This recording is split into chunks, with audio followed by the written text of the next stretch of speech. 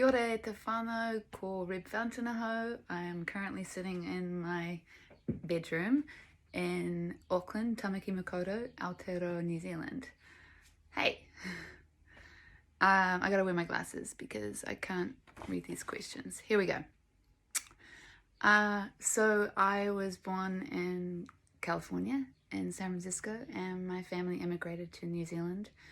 I grew up mostly in Otatahi and Christchurch, and I've kind of gone back and forth a bit. Most of my family live in North America, and I live here in Auckland. When we first immigrated to New Zealand, the way that we connected with other people was through music. My dad made up a songbook, and we used to connect with other migrant families and have sing-alongs. And so I grew up with music as kind of being a way of making sense of my world and how to express myself and communicate with others. And I come from a long line of migrants who've been doing that for a while. So it made sense to me that music was always in my life. What made you go into music? So I was really influenced by the music that my folks played to me and with me. A lot of old country, blues, folk songs, and of course was really heavily influenced by 70s rock. I loved strong independent female musicians and songwriters. Marianne Faithfull's Broken English was me and my brother's divorce album. Obviously, we weren't the ones getting divorced, but that really got us through a number of years. And Marianne Faithfull has always been a huge inspiration to me. Sinead O'Connor, PJ Harvey, Joan Armatrading, Joni Mitchell, just women with a unique way of speaking their own truth and using their voice. I've always been drawn to that. I guess over my life I've had a lot of influences, and a lot of them have come from musicians that I've played with, and I've been lucky enough here in New Zealand to work with a lot of other great artists. I started off in a band called the Eastern, folk country music, and from there went and worked with Steve Abel, Don McGlashan, Finn Andrews, Neil Finn, and I'm surrounded by incredible wahine, amazing female musicians here that do such good work and work their asses off. I'm pretty lucky. I am signed to Flying Nun Records, which just still blows me away. Recently we did the 40th anniversary Flying Nun concerts here, and I sang a song called Hey Mom in front of this sort of packed theatre, and afterwards I looked down to my left, and there in the crowd was Ben Howe at Flying Nun Records, and at the back was Roger Shepherd, and it burst out of me. I said into the microphone, I can't believe that I just sang that song for Flying Nun 40th anniversary, because I grew up with Flying Nun. They were the record label of my youth, and I'd never dreamed that I could possibly be on the record label. It was always a really male-dominated industry here in New Zealand, and I guess it always felt really cool to me, and I didn't feel cool. So working with Flying Nun has been a real honor, and I feel like we have a good family connection, and it's great to be part of it. It's such an iconic label. Your new single Lacuna is out. Okay, so the word lacuna means a space or a void that has been filled or that can be filled. Like maybe you could think about like marrow in your bones. And initially, actually, that song had the word lacuna in it, in a sort of chorusy section and an outro. When we got into the studio, I ended up chopping those parts out. So I guess in many ways it's sort of emblematic of how you know, in life you do all of these things, and all of the sum of the parts add up to what ends up being something, an action, or something that you create, or something that you speak. And all of these experiences that you've had make up that end result, but often they're invisible, you don't see them. So I guess in some ways that's what the song is about, finding a way to speak your truth, and look after that hole that's there. But like most of my songs, they're about many things, and I really enjoy hearing other people's perspectives and what they get from the songs, because it's so different, you know. We recorded the single at a studio called Sublime, just inland of Oamaru in the South Island of New Zealand, and it's kind of way out in the middle of nowhere. It's a destination studio, and we were there for a couple of weeks and recorded the whole album Iris, which is coming out in October later this year. And we had such an amazing time. There was the band, Dave, Karin, Earl, and I, and Simon Gooding, our engineer, and the Sublime family. You know, we go for walks in the morning, feed the chooks, and then go into the studio and stay there all day and just make music. So I was very, very fortunate, particularly at this crazy time, you know, where so many folks are at home with COVID. So it was a great way for us to be productive, to keep ourselves sane during this time. And I kind of had this vision that I'd write this record and we'd work on it together and we'd make it, and then it would create work for us in the future, and entertainment for folks in the future, and, you know, work for those people out in venues, for the record labels, for the record stores. That small little seed that you plant when you create something can grow and be shared with a lot of others. So that's kind of the impetus of the album as a whole. So I work a lot with my friend Dave Kahn. He co-produced the album with Simon Gooding, and when I was writing the record, we'd get together and work on demos and try stuff. And Dave is like a musical genius wizard and comes up with different ideas and feels, and mostly tries to support my songs to kind of come out, because it's easy, especially as a, you know, singer-songwriter, you can just pile a bunch of stuff into a song and fill up the space. And, you know, one of the things that I've learned from working with Dave is how to create space for the songs to come through, you know, for them to shine in their best light. And so Lacuna, like all the songs on the record, have really been sort of stripped back through this process of playing around with different sounds, and again finding a way to showcase the song in the best way. I had a lot of heavy piano when I played Lacuna at the start, and it was sort of driven around that, but Dave helped shape the song more around this kind of cyclical bass and repeating synth lines, and in a way that kind of held it, as opposed to me kind of plonking away badly on my piano. Describe the track in 2 words: space and discovery, I think is what I would say. I guess I write on my own. I find it hard to share that particular process, but at the moment, like, we're in lockdown here in New Zealand, and Dave and I are sending ideas back and forth to one another, so I'm really trying to open up to sort of more collaboration. Of course, with this record it is so collaborative in the sense that I couldn't do it without Dave there, and as sort of my partner in crime, and then that whole team, the band, and Simon Gooding kind of holding it together.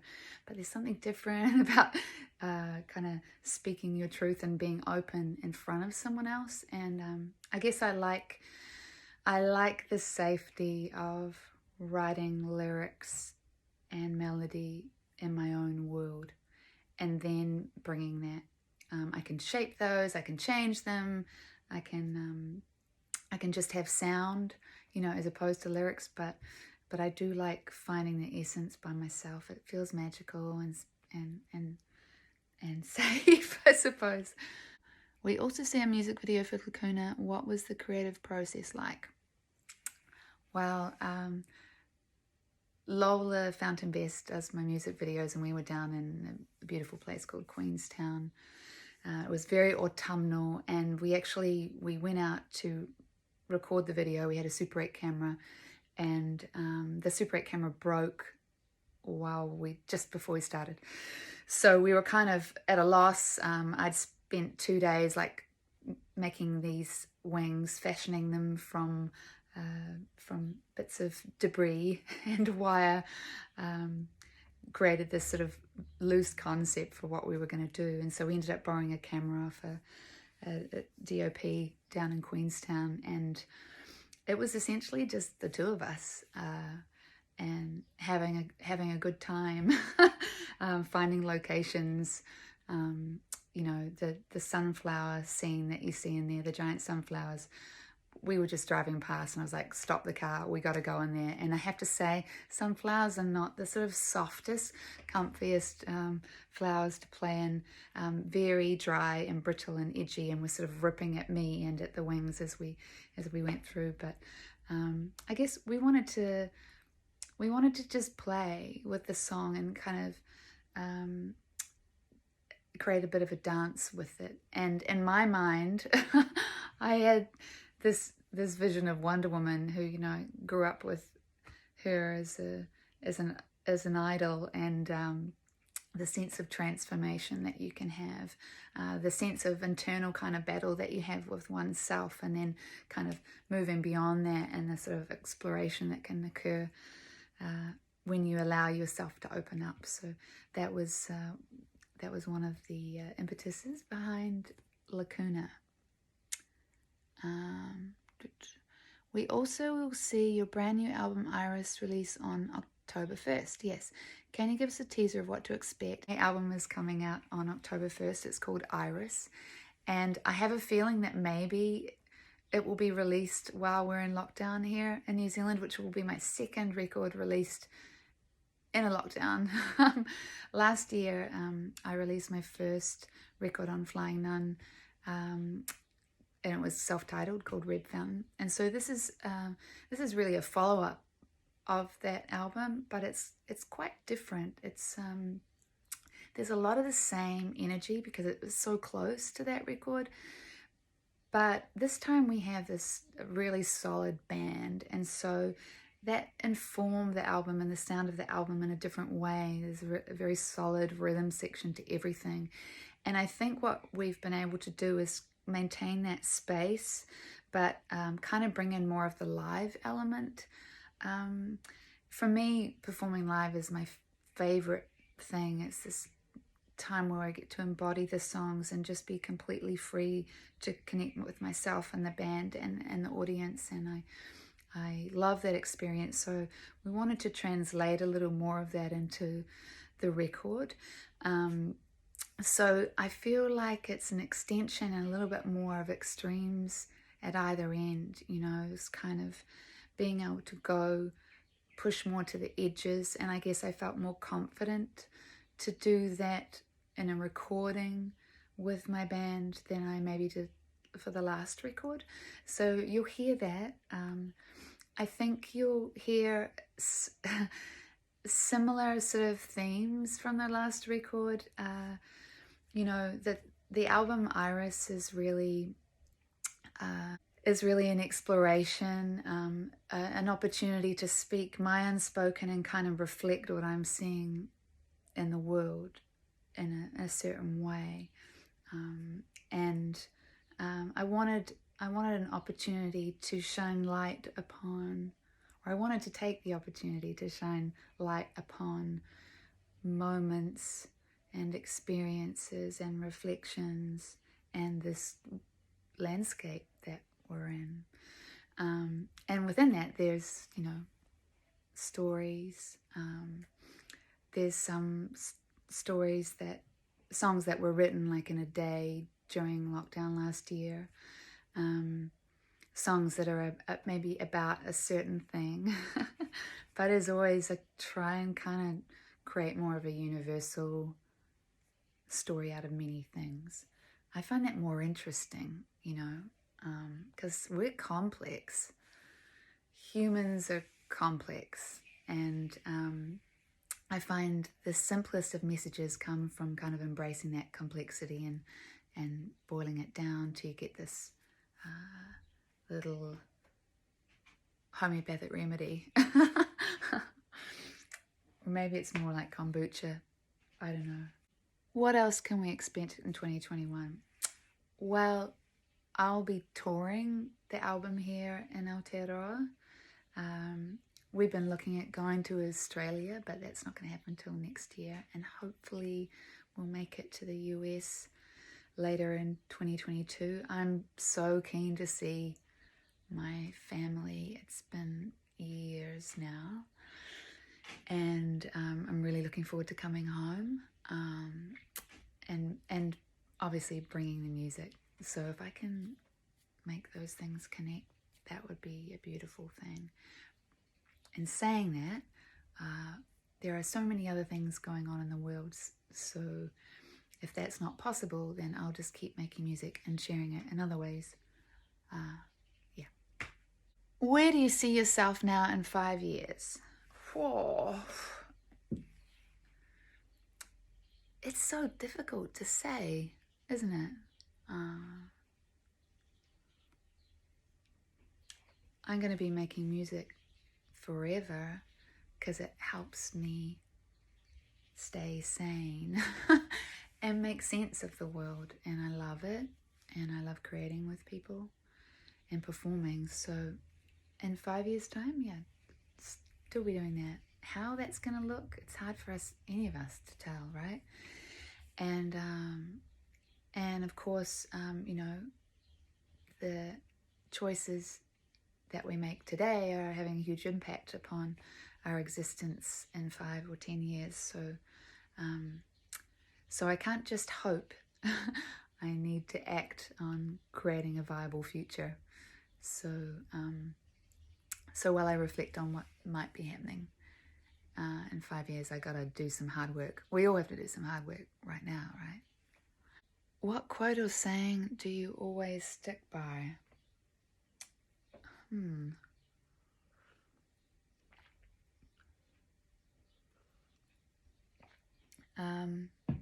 When in doubt, make space. I don't fucking know.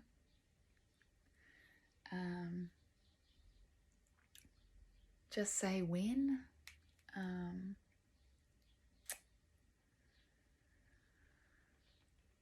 Be kind. I'm not sure. I don't know. I'm always telling myself stories. When you're at a gig, what are 5 things you cannot forget? Breathing, connecting. My band are a good thing not to forget. Owning the space, and my capo. There's probably heaps more. Water, whiskey, something like that. Do you have social media accounts so your fans can follow you? Yes, I do. I have the Instagrams and the Facebook and Twitter. I don't have a TikTok yet. Maybe that's something I can learn how to do in lockdown. Thank you for having me, and I look forward to sharing the new album Iris with you real soon. Ka kite.